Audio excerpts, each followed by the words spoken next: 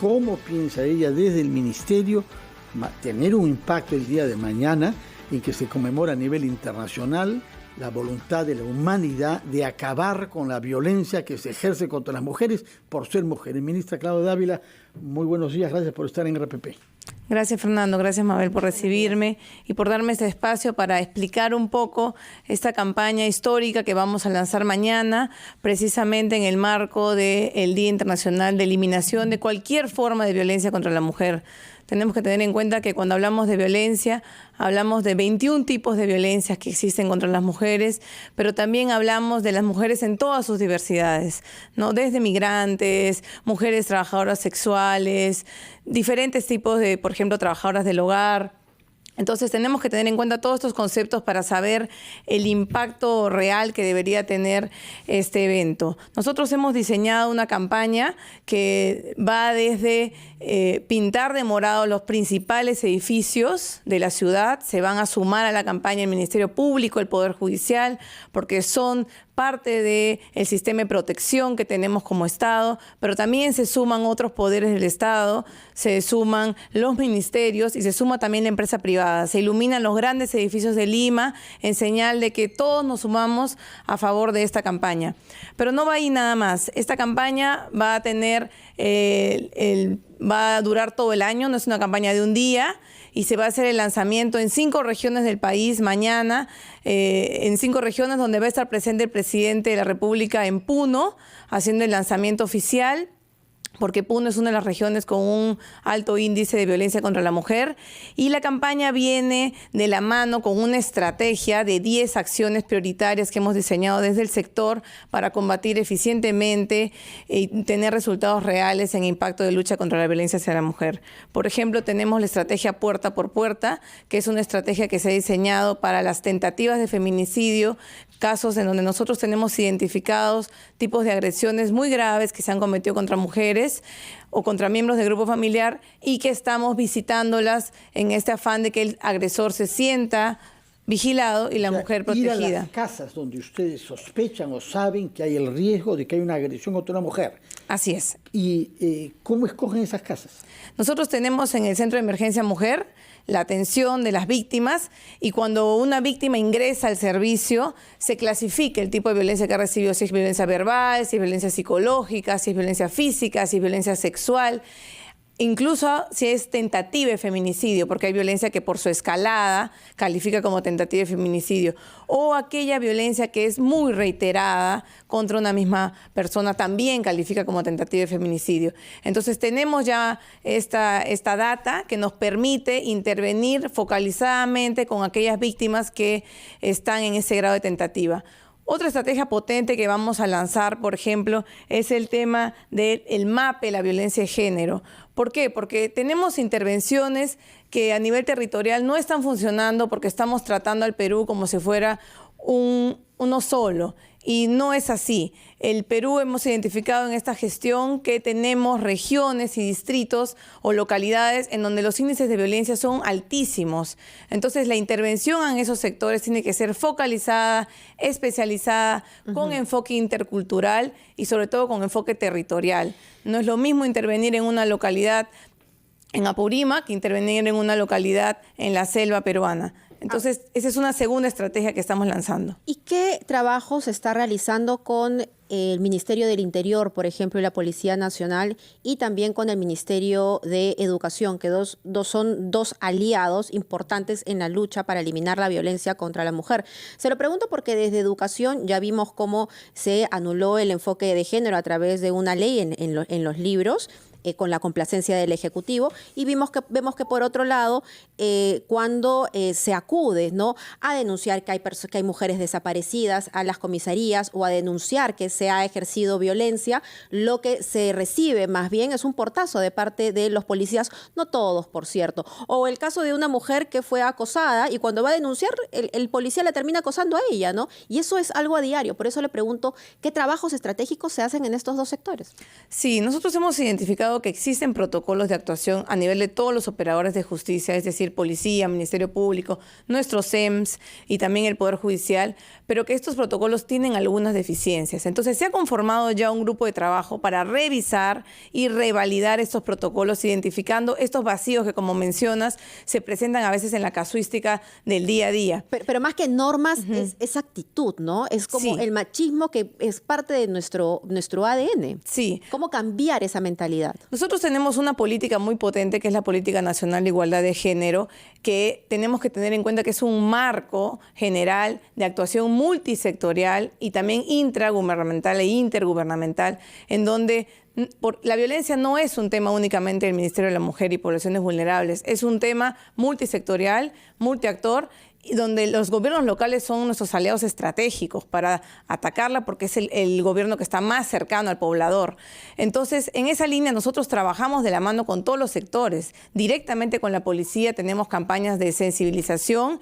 Acabamos de firmar un convenio con el Ministerio de Defensa, por ejemplo, por todo el tema de la capacitación a ellos para la lucha contra la violencia hacia la mujer y también el enfoque de género. Mucha falta les hace en ese ministerio. Hemos visto casos de agresión, ¿no? Le quiero dejar una pregunta en suspenso porque tenemos que ir a escuchar los titulares y apreciamos los esfuerzos que se hacen desde el Ministerio de la Mujer, pero ¿no siente usted que de alguna manera desde el premierato se sabotean esos esfuerzos? Hasta ahora no hemos escuchado una disculpa por las ofensas proferidas por el primer ministro Aníbal Torres, y no porque sea una periodista, sino porque simplemente es una mujer. Le pido por favor que me conteste tras los titulares. Volvemos. Lanza en la campaña Siempre de tu lado para prevenir la violencia hacia las mujeres. Esto a propósito de que mañana 25 de noviembre, 25 de noviembre es el día de la eliminación de la violencia contra las mujeres y por ello estamos con Claudia Dávila, ministra de la Mujer y Poblaciones Vulnerables. Un ministerio desde donde con los recursos que tienen se hacen muchos esfuerzos y no dudo de que haya todo un séquito de trabajadores muy sensibles que hagan lo mejor con lo que hay, con lo que tienen y hasta inclusive más. Pero yo le consultaba, ¿no siente usted que desde el premierato se sabotea el trabajo que se hace desde el Ministerio de la Mujer con este tipo de, no diría exabruptos, ¿no? Ya ofensas que realiza el primer ministro que hasta ahora no hemos escuchado que se disculpe? Y quiero recordar por estas ofensas preferidas contra una mujer, Sol Carreño. Yo no quiero decir periodista porque todas las mujeres, más allá de las profesiones que tengan, merecen el respeto, ¿no? Y más aún de las altas autoridades que se supone tienen que llevar a cabo políticas públicas para el objetivo del Ministerio de la Mujer. Sí, efectivamente, yo incluso acá en estos estudios ya me había pronunciado sobre el tema, ¿no? Pero anunció que iba a conversar con el primer ministro para hacerle conocer su opinión crítica. Sí, lo conversé con él, me dijo que iba a tomar las acciones correctivas, pero entendamos que este es un tema muy político donde quien tiene que responder a este tipo de acusaciones es el premier y entiendo que se dará el espacio para hacerlo. Yo ya me he pronunciado sobre ese tema y ahorita no quisiera contaminar, digamos, el lanzamiento de esta potente campaña que de verdad debemos todos sumarnos y que les agradezco mucho por el espacio para poder difundirla, con temas políticos que en realidad yo ya he tenido una postura muy marcada de rechazo a este tipo de expresiones. Esperemos, ¿no?, que no sea entonces desde el Ejecutivo quienes contaminen en realidad esta campaña, porque como repito, son esfuerzos muy importantes los que se hacen. Sí, no, al contrario, esta campaña va a estar encabezada por ministros de Estado en las diferentes regiones, va a estar el mismo presidente de la República en Puno lanzando la campaña. Él conoce perfectamente todo lo que se está trabajando, todo el esfuerzo que se está haciendo y que se está desplegando desde el Ministerio para posicionar el tema de la lucha frontal contra la violencia hacia la mujer, contra cualquier tipo de violencia hacia la mujer y toda su diversidad, ¿no? La campaña está focalizada en 5 regiones. El lanzamiento sí. El lanzamiento en 5 regiones. 4 son del sur y solo 1 del norte. ¿Por qué? Bueno, se ha escogido esto por los índices de violencia que están presentando las diferentes regiones. Arequipa, Cusco, Puno y Apurímac, me parece, ¿no? Arequipa, Cusco, Puno y Apurímac. Es decir, 4 regiones del sur andino. No se ve por qué no hay ninguna de la costa y solo una del norte, ¿no? San Martín, vamos a ir a San Martín. Es la única del norte, sí. Sí. ¿Y por qué estas Tarapoto. regiones? Hay por el alto índice de violencia, sí, que están reportando y en donde necesitamos realmente generar conciencia para poder reducir las tasas de feminicidio, las tasas de violaciones sexuales, que es lo que más nos preocupa, la tasa de desapariciones, que terminan siempre en feminicidios o en trata de personas, ¿no? UNICEF lanzaba una cifra muy importante hace unos días en medio de esta campaña. 7 de 10 violaciones son perpetradas por personas del entorno, muy cercanos a la familia. ¿Qué campañas de sensibilización se pueden hacer a través de la educación? Y por eso le preguntaba también cómo retomar este enfoque de género en la educación de nuestros niños, porque finalmente las esperanzas están puestas en las próximas generaciones. Sí, UNICEF lanzó la campaña Quitémonos la venda, que se sumó exitosamente Latina, Televisión, diferentes actores, influencers, estuvimos en una caminata, porque la idea es sensibilizar a las familias, porque efectivamente, como dice, 7 de cada 10 ocurren en el entorno más cercano, los padres, los tíos, los abuelos. Entonces tenemos que lograr que las familias estén atentas y que toda la comunidad esté atenta para no seguir permitiendo este tipo de abusos contra la niñez.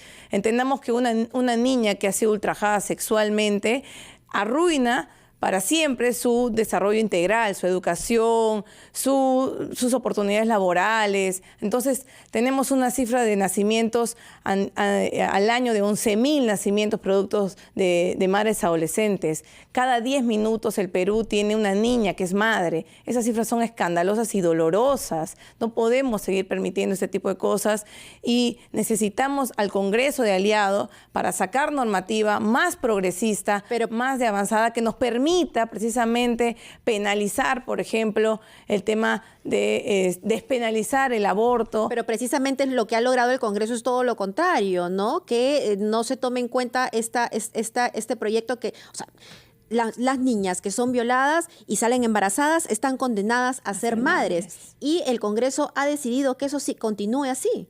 Sí, sin querer despenalizar esto. Sí, nosotros nos hemos pronunciado, Defensoría del Pueblo se ha pronunciado, la sociedad civil también está muy atenta y muy preocupantes por los tremendos retrocesos que estamos dando en materia normativa, que nos ha costado décadas avanzar, porque esta historia de la igualdad de género y de la lucha contra la violencia no empieza conmigo ni terminará conmigo, es una historia de larga data y tenemos mucho por hacer todavía porque las brechas son inmensas, pero sí nos preocupa fuertemente los retrocesos que estamos teniendo, como mencionabas, en el tema educativo. El enfoque de género no es otra cosa que igualdad de oportunidades. Y si mezclamos conceptos y si mezclamos, digamos, ideologías en este tema, tendemos a retroceder lo poco que se ha podido avanzar. Tenemos que apostar por una educación integral, educación sexual integral y que incorpore fuertemente el enfoque de género. Si no logramos eso, lamentablemente nuestra sociedad nunca va a lograr ser una sociedad realmente democrática, ¿no?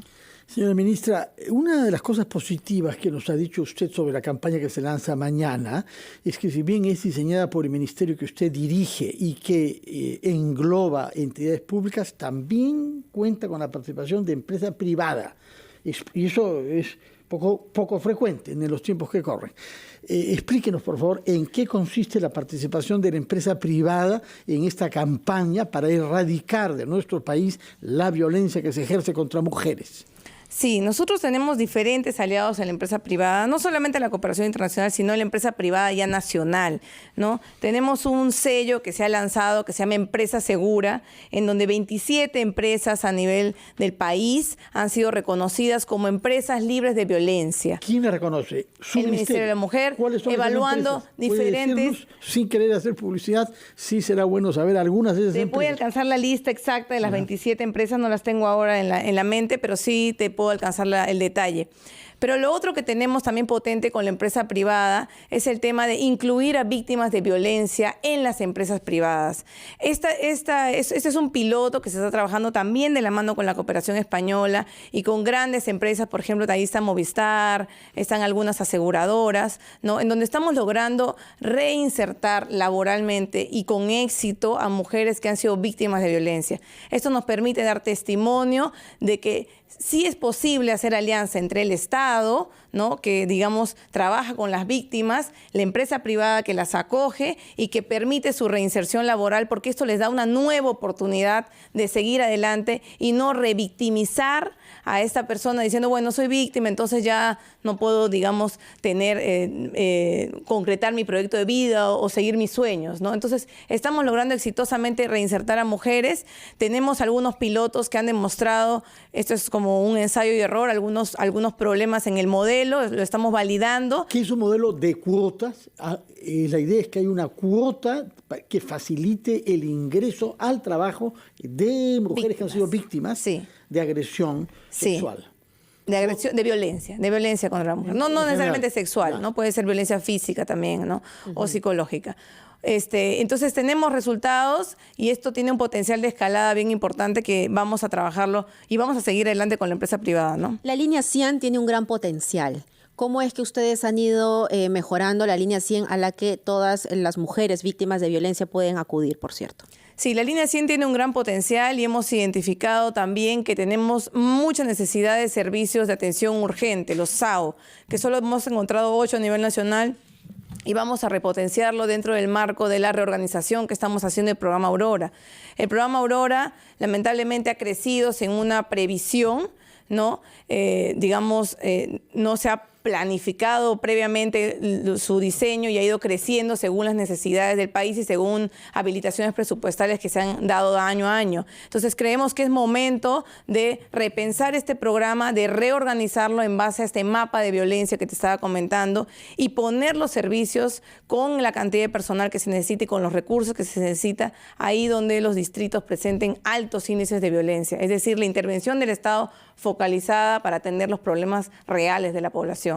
Hay un caso que es emblemático del maltrato a la mujer en nuestro país, justificado por consideraciones culturales relativistas, que es la tortura que se ejerció contra varias mujeres en la Sierra de la Libertad.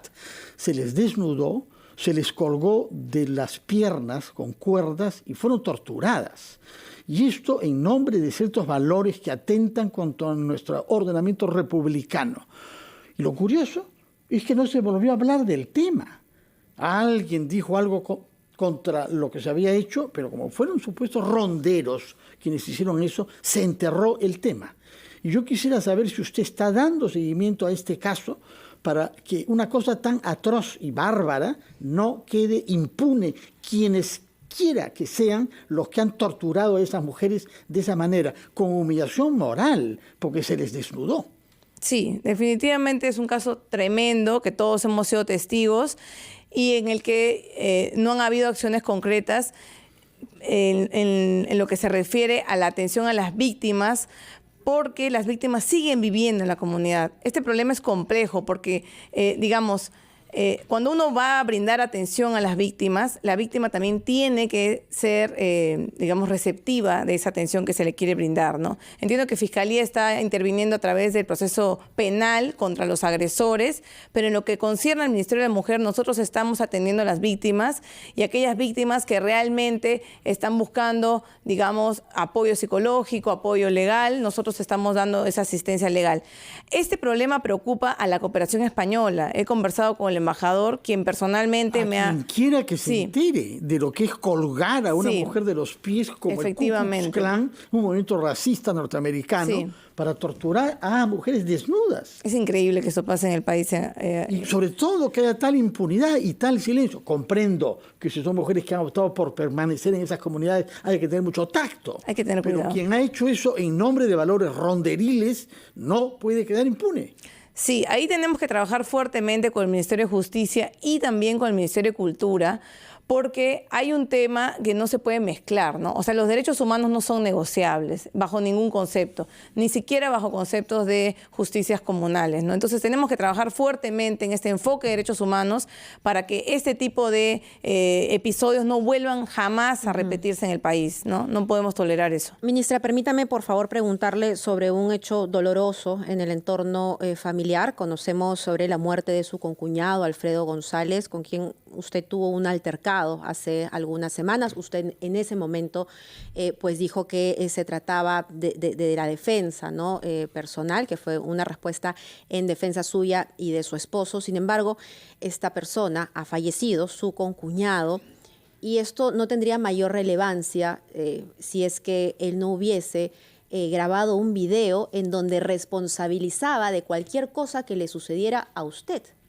¿Qué es lo que tiene que decir al respecto? Sí, Mabel, yo en su momento efectivamente me he pronunciado, ha habido un altercado con esta persona, pero no es mi familiar directo, es un familiar político con el que yo no tengo mayor vínculo, ni siquiera tengo su número telefónico, nunca he tenido contacto con él, excepto en este evento que hubo, y después ya nunca más. O sea, hubo, entenderán ustedes, además del golpe político que significó para mí este episodio lamentable, hubo una fractura familiar, un quiebre familiar dramático, ¿no? Donde hay niños involucrados. Pero desde ese momento yo no he tenido ningún tipo de contacto con ellos. De ningún tipo. Me he dedicado a trabajar, a hacer mis cosas y lamento profundamente que de verdad haya fallecido. Entiendo que la familia está pasando por un proceso de duelo, que entiendo que también buscan esclarecer los hechos. Hay una denuncia puesta en la comisaría en donde se ha revelado que ha habido un episodio violento similar con sus hijas, con su pareja, ¿no? En donde él también decía que había consumido drogas. Entonces, yo lamento esto, pero yo no tengo nada que ver en este tema. O sea, de verdad que... ¿Por qué cree usted que él en este video la responsabilizaba a usted de cualquier cosa que a él le pueda suceder? Sí, yo no sé cuándo se grabó ese video, ¿no? No tengo la cronología. Aparentemente después del altercado, ¿no? Porque él menciona en este video que ha recibido llamadas de amenazas. Sí, pero eso no es cierto, ¿no? Yo no tengo absolutamente nada que ver. Es más, yo físicamente me encontraba en una comunidad muy lejana en la selva, en Cabo López, trabajando un proyecto de prevención de embarazo adolescente que justo estaba comentándolo y que tenemos resultados muy potentes. Pero lo que sí yo quisiera resaltar en los medios de comunicación, que por favor no se difunda este tipo de videos donde se pone el nombre completo de una menor de edad, ¿no? Esto es delicadísimo, porque este caso tiene niñas involucradas, niñas que son del entorno de mi esposo y de las que realmente tenemos una preocupación muy sincera hacia ellas, ¿no? Muy bien. Bueno, ojalá que quede clarificado donde debe corresponder, que es la Fiscalía, porque hay la muerte de una persona que en efecto parece haber dejado ese video. Muchas gracias por sus respuestas y deseamos el mayor de los éxitos de esta campaña que ha venido usted aquí a lanzar. Mañana es una prioridad nacional que nuestro país no tenga los índices tan graves de discriminación, maltrato y violencia que se ejerce contra mujeres, en muchos casos de manera impune. Señora Claudia Dávila, muchas gracias. ministra Muchas gracias de la a Mujer, usted por el... gracias por haber estado con nosotros y que tenga buenos días y una exitosa campaña mañana. Gracias. 8:48, Mabel. Así es, nos vamos a la pausa, regresamos con más en Ampliación de Noticias.